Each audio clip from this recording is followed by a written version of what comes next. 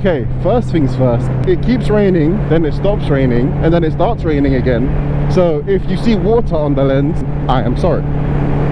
Let's get straight into why I chose to buy a CBR650R. If you've been watching my videos and you saw the last few videos that I made where I talked about what bike should you get, a CBR500R or a CBR650R, and in that video I kind of made the point that if you have a 500R, maybe it's not worth getting a 650. Maybe you should get something bigger or faster. And I'm sure a few people might be wondering, well, why did you go from a 500 to a 650, you hypocrite?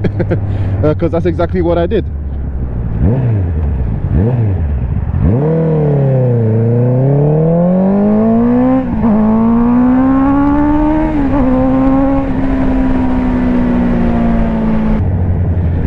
And that's what I'm going to talk about right now. There were 7 different points that made up my list of requirements for my next bike.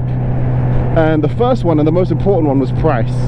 So the bike had to be affordable price.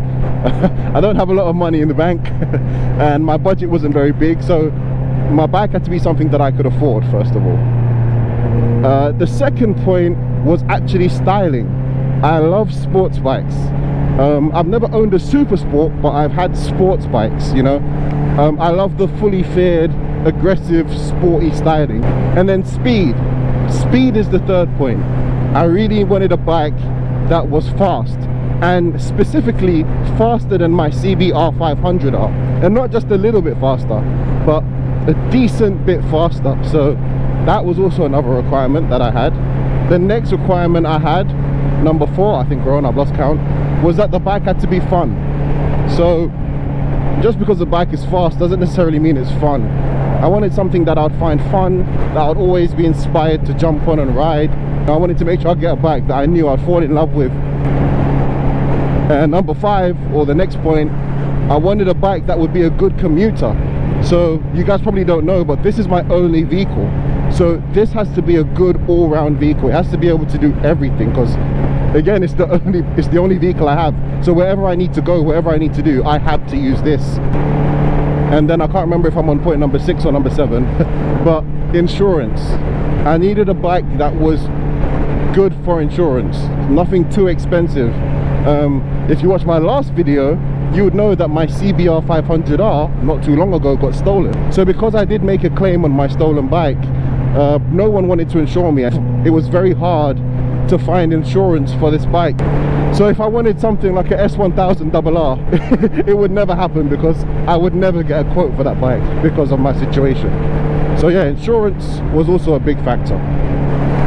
So now that I've kind of laid out my requirements, or you know, my prerequisites for buying a bike, now I'm gonna go ahead and compare this bike to a few other bikes I was gonna buy and explain why I went for this instead of those bikes.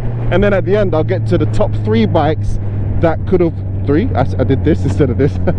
I'll get to the top 3 bikes that could have almost been the star of this channel instead of this. So stay tuned for that. Now obviously I don't need to spend very long on these. I mean, it's just 1 or 2 reasons for each one. So for example, let's start off with the CB650. Why did I get the CBR650R instead of the CB650R? Well, I said it, I like the sporty look, you know. The CB is fine. It's the exact same thing, you know, just with different clothes. I just prefer the look of this one, that's it.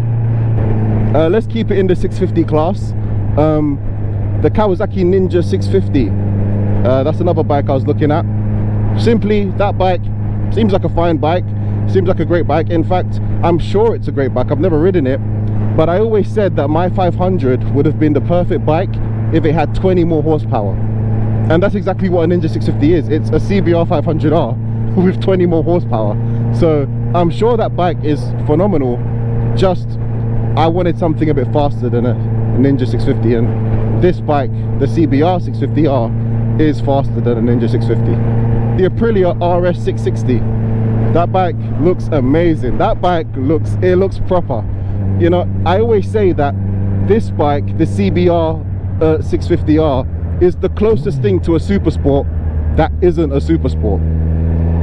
Well, that's technically not true. I would actually say the Aprilia RS660 is the closest thing to a super sport that isn't really a super sport, or maybe it is a super sport, I don't know, it depends on who you ask. But that thing, the Aprilia, it's got so many features, it's got every gadget and every feature on it that you would see on a top tier bike, you know. So I think it's a really good package. Obviously Aprilia, you either love or hate them, you know. There's the stories of them not being very reliable or being a pain to maintain and get serviced, but everyone I know that has an Aprilia has had no problems. And you know, I don't know, from so far what I'm hearing about the bike is that it's good. It's faster than this bike, it's sportier than this bike, I think it's cooler than this bike. But there's one problem with the Aprilia RS660, and actually that was meant to be, yeah, that was meant to be number 7. The final requirement that I needed for a bike is that it had to be an inline 4. I really wanted a bike that had an inline 4 engine. I've wanted an inline 4 bike for so long, and as good as the Aprilia is, it didn't have an inline 4, or it doesn't have an inline 4 engine, and that might not mean anything to some people, but I really wanted, yeah, I really wanted that sound, and I wasn't going to get that with the Aprilia. But the Aprilia still sounds nice, but yeah.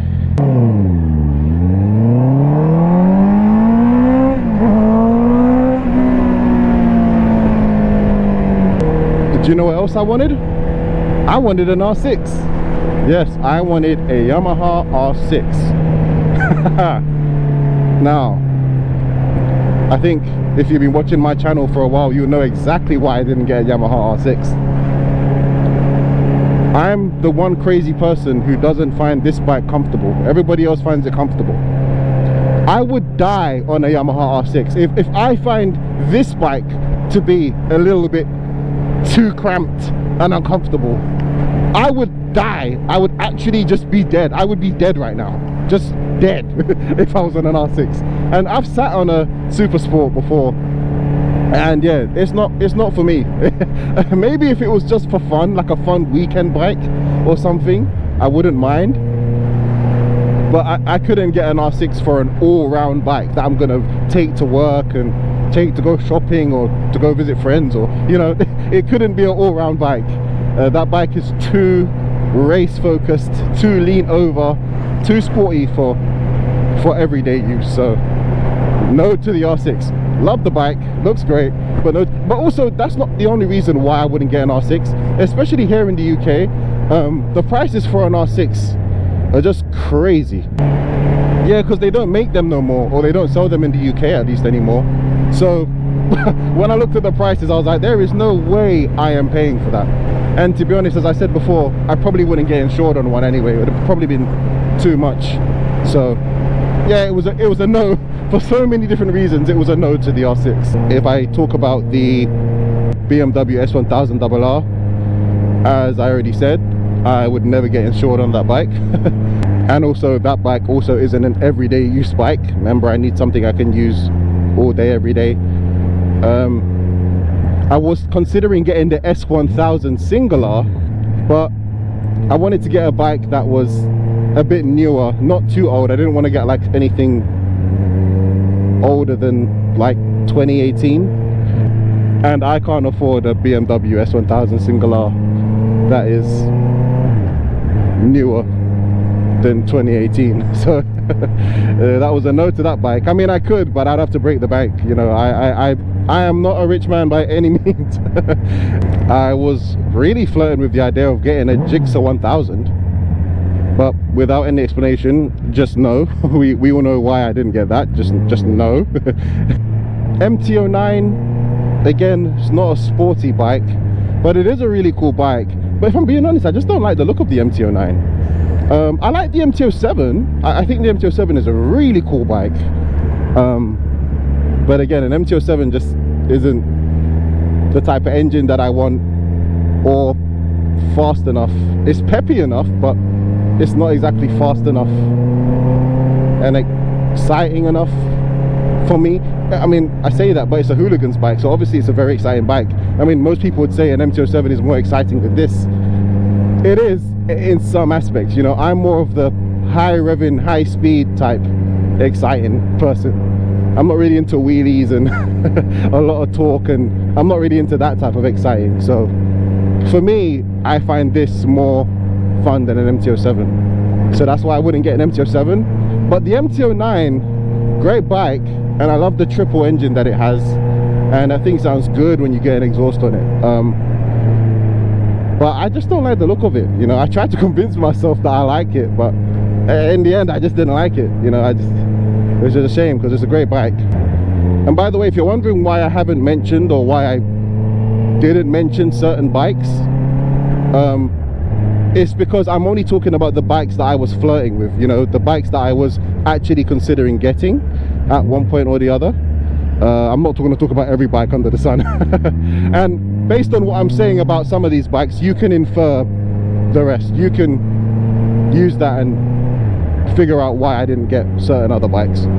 Oh, that's a good one. As we were talking about the MT-07, I should have mentioned the R7. That's probably like a very comparable bike to this, the Yamaha R7. Mate, that bike looks so damn good. Like, my goodness, that bike, you should buy it just for the looks alone. It looks so cool. And it's like what I said about the MT-07. I mean, I don't like the fact that the MT-07 isn't a sporty looking bike. Well, there you go. There's an MT-07 with sport clothes on it, you know. Perfect, literally perfect. But you know, one, it's not inline 4, which I like. Two, it isn't as fast as this. So I mean, this is an inline 4 and it's faster. I don't think this looks better than a R7, but I don't think it looks that much worse. I mean, it's very similar. The looks, there's not much difference in looks to me, so I have to give the edge to the Honda, definitely, you know, especially for what I'm looking for. Definitely go the Honda. I just think the MT-07, not the MT-07, sorry, the R7, again, it's just not my type of engine, not my type of bike. You can't park there, mate. So, oh no, it's a poor old lady. I hope she's alright. I take it back what I said. That was a bad joke. Oops. Well, if you couldn't tell it was raining before, I'm sure you can tell it's raining now. Great. The three bikes that I very nearly bought, and the number one will be what could have very well been the star of this channel. So this could have been a very different channel with a very different set of people watching me right now. Oh, looks like the rain kind of calmed down. They wipe this a bit. Alright, that's good. Oh, it stinks here though. Oh. The first bike is a Kawasaki Ninja ZX6R. I hope I got that right, because I somehow, despite wanting the bike for so long, I always get that name wrong. Yeah, I wanted the 636 pretty much, Kawasaki Ninja 636. I wanted that bike for a long time. Now obviously, you know what I'm gonna say, the reason I didn't get that bike is because it's too uncomfortable. Yeah, I mean, again, just like the R6, they're super sport bikes. They're just not made for me, sadly. I wish they were, but alas, they are not. So yeah, no Ninja 636 for me. The second bike I almost got was, again, another Kawasaki. Yes, I'm surprised I haven't owned a Kawasaki yet, because I've always wanted one. I've always wanted a Kawasaki, but I always end up going Honda in the end. But I wanted a Z900. Now this technically should be number one, because this is the bike I wanted the longest. The day I got my 500, literally the day I got my 500, I had already earmarked the Z900 as my next bike. But as time went on, the bike was less and less appealing to me. Now again, I do have you know, a special affinity towards sports bikes, as I said, and that bike isn't exactly a sports bike. It's beautifully made and has wonderful styling, and it looks like a really fun and exciting bike. And I know it's a good bike, but I don't know, I just kind of got bored of the idea of owning one. Obviously that bike is much stronger than this one. This is what, 94 horsepower, and I think the Z900 is 125 horsepower.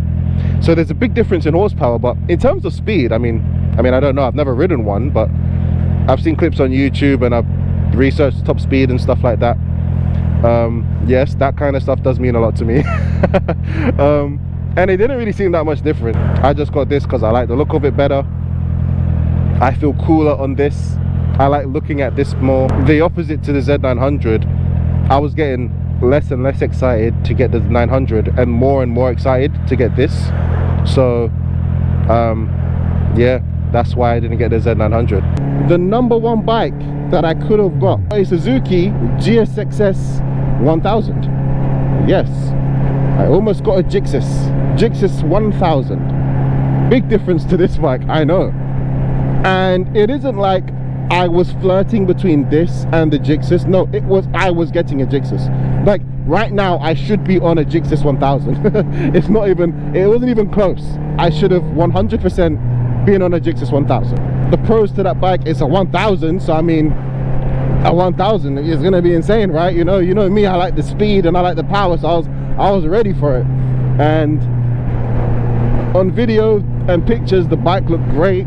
Every review I watched about that bike was just so good and positive, and it was really cheap as well. Like, it's such a cheap bike, and interestingly, it's cheap to insure. It wasn't even that expensive to insure. I had never actually seen one in person, so I went to a dealership that had a Gixxis 1000. Well, they had loads of Gixxis 1000s, and oh my god, I'm sorry to anyone who owns a Gixxis 1000. I'm sure you love it and I'm sure you think it's beautiful, but that bike is ugly. It is one of the ugliest things I have seen in my life. Oh my days, that bike is hideous. And I'm sure it's very comfortable, and I'm sure if I was sitting on one and riding it, I would prefer it much more than this bike. But looks are very important to me, and even the new edition, they released a new one in 2021. It wasn't much better. I could have almost been on a Gixxis right now, but I said nope. And I just got the CBR650R. Am I happy with my purchase? Yes I am. I am very happy. It meets all my requirements. That is it. I hope you enjoyed me talking about a bunch of bikes and riding in the rain. It's been a real interesting day. If you are watching that video and despite all of my explanation, you say, hang on, but what about this bike? This bike would suit your needs. Or what about this other bike? Or what about this other bike? If there's other bikes that you think I should have considered that I didn't consider, or maybe that you might want to make me aware of, or if you just want my opinion on any other bikes for some reason, then yeah, drop a comment below. Tell us what bikes you have, tell us what bikes you're thinking of getting. List some bikes that we could compare to this. I would love to make a video based on your suggestions. You know, if there's enough comments of enough different bikes that we didn't talk about in this video, I would love to do some research on them, look into them, and be honest and say, hey, actually I think that is a better bike than this. As always, thank you for watching, thank you for subscribing, thank you for liking, thank you for being awesome, thank you for existing. Keep yourselves hydrated. Okay, I'm just being stupid. Yeah, thank you for watching and goodbye.